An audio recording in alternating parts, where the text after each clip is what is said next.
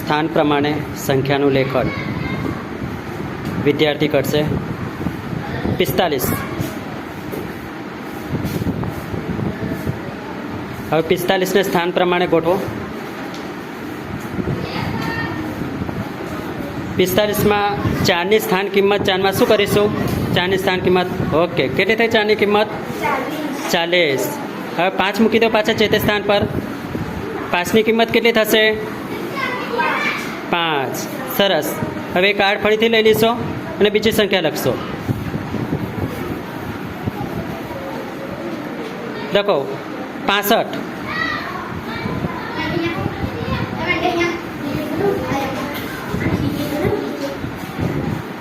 65 ને સ્થાન પ્રમાણે ગોઠવો. ઓકે સરસ. હવે એની અંદર 6ની કિંમત કેટલી? જોજો કાર્ડ ઉઠાવીને. કેટલી છે? 60. સરસ. હવે ફરી પાછા કાર્ડ મૂકી દો. 5ની કિંમત કેટલી? 5. ઓકે સરસ. ઉઠી જાઓ.